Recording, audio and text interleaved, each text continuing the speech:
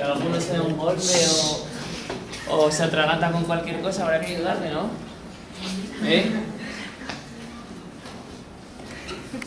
Hay que saber actuar en caso de que lo necesitemos si estamos en una excursión o en cualquier actividad fuera de donde puedan llegar una ambulancia. ¿Cómo actuamos? Si se atraganta un amigo, o si se da un golpe, o si se lesiona, alguno tendrá que ocuparse y ayudarle, ¿o no? O le dejamos ahí que... Está Roberto, que es técnico sanitario especialista, está en el grupo de rescate de la Guardia Civil de Montaña.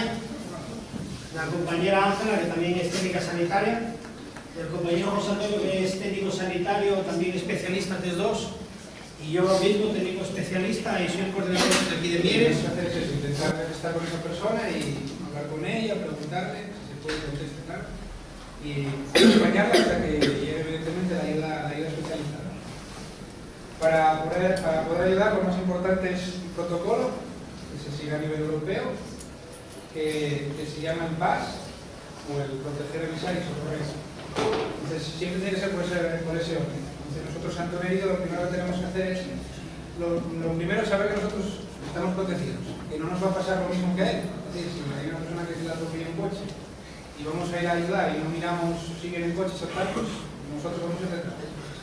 Entonces, lo más importante, primero nos protegemos nosotros, después protegemos la zona y ya por último, pues, protegemos al herido. Después avisamos, llamamos al 112 y decimos pues lo que podemos ver, lo que sabemos. Y luego ya, bueno, pues por último pues intentamos ayudar, socorremos como buenamente sepamos.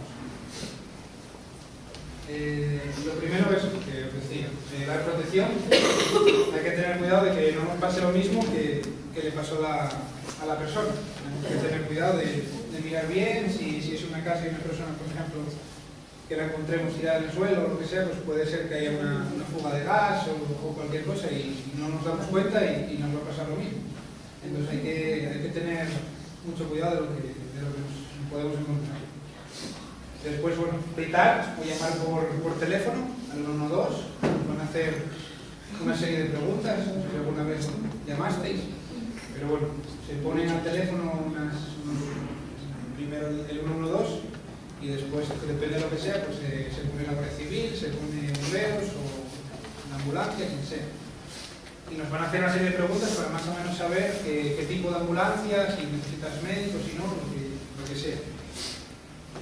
Después, por último, tenemos que ayudar a la persona como estamos. Muchas veces es eso, simplemente estando con ella, esperando a que llegue la ambulancia, ya es bastante. La persona va a estar asustada, va a estar mal, porque tiene dolor o no sabe lo que le pasó y entonces simplemente estando con ella ya es una ayuda muy buena. Luego, ¿cómo podemos ayudar al enfermo? Lo primero que tenemos que saber es que si está, lo que se dice, consciente o inconsciente, es decir, si está despierto o no. Entonces, para eso hablamos con él, le preguntamos qué pasó, a ver qué nos cuenta, y más o menos a ver cómo está, eso, si será consciente o inconsciente es lo primero. Después hay que mirar a ver si respira o no. Luego se lo vamos a ver abajo todo bien sobre la mano. Entonces lo siguiente es mirar si respira con esta maniobra. Se trata de ver, oír y sentir la respiración. Ahí, como podemos ver, la chica acerca la oreja a la boca y nariz del chaval. Entonces oye si respira, lo siente por la nariz y con los ojos está mirándole al pecho y entonces sabe si se eleva o no. Si no contesta y no respira, entonces es cuando fijo que tenemos que llamar a un... Entonces, ahí es donde van a activar pues, lo que sea necesario. En este caso, pues mandarían un móvil o asistencia primaria, un tutor, cercano, lo que sea. Bueno, ahora vamos a dar lo que son los primeros auxilios propiamente, bueno, muy rápidos. Vamos a dar lo más... Bueno, todo el mundo tuvo alguna vez una vida, ¿no? Y, por ejemplo, una persona que esté sangrando y tal, ¿qué es lo que pensáis que hay que hacer? Taparla ¿cómo? Apretando, vale. Y, por ejemplo, le ponemos algo y eso se llena de sangre, ¿qué hacemos? Lo quitamos y ponemos otro, ¿no? Sí. No. Cuando ponemos lo primero que pongamos, apretamos fuerte y si eso, por ejemplo, se empapa de sangre, se coge otra y se pone encima. La primera que se pone nunca se quita, porque empieza a cicatrizar, entonces si lo quitamos vamos a arrancar lo que es la costilla que se está formando, entonces va a volver a sangrar. Entonces la primera que se ponga nunca se quita, si en caso de que se empape se pone otra nueva encima y seguimos siempre apretando. Si es en un brazo, pues levantamos el brazo o la pierna. Luego siempre, lo más importante, lo que decís, siempre apretar fuerte y sujetar un giro. Entonces, la hemorragia es eso, es la salida de sangre de los vasos sanguíneos, es decir, de las venas a las arterias, al exterior del cuerpo o al interior. Y luego, pues nada, el objetivo principal de las hemorragias es detener esa salida, como lo que decía, apretando o bueno, de esta otra manera, con una vela o un pañuelo, lo que tengamos a mano, apretamos. Luego se puede poner sobre lo que es el vendaje o la compresión, siempre hay que poner algo frío que favorece que deje de sangrar, hielo, nunca directamente porque el hielo quema. ¿Y si un corte muy grande? Pues lo mismo. ¿Está abierto? Lo mismo, si es un corte grande siempre va a estar abierto. Entonces siempre, presión directa, por muy grande que sea, siempre, donde sea. Si se ve que no se para de sangrar, pues hay que intentar apretar más fuerte. Y aún así, por ejemplo, bueno, si fuese ahí donde, por ejemplo, en la foto esta, que es un corte muy grande, pues tendríamos que apretar también, otra persona que nos debería de ayudar a apretar aquí arriba, que es donde está la arteria humeral, entonces cortaríamos más el flujo de sangre. Depende de dónde sea la hemorragia, si es en una vena o una arteria, pues es más fácil o no tener la hemorragia. Lo único que podemos hacer, si simplemente casi cualquier herida, por grande que sea, apretando solamente casi todas partes. A menos que la persona tenga alguna enfermedad, pues que sea como que tome Sintrón o alguna enfermedad o alguna enfermedad de sangre que tenga anticoagulada o cualquier cosa, no va a costar más, pero simplemente mientras estamos apretando sabemos que de ahí no está sangrando. Y aunque luego levantemos y sangra, bueno, eso ya se encargará del médico, no os preocupéis, pero mientras que tal... Una pregunta a las hemorragias, antes de pasar a otra cosa. El torniquete, antes se hacía un torniquete. Sí, el torniquete, En mi época. el torniquete es lo que nunca se debe hacer.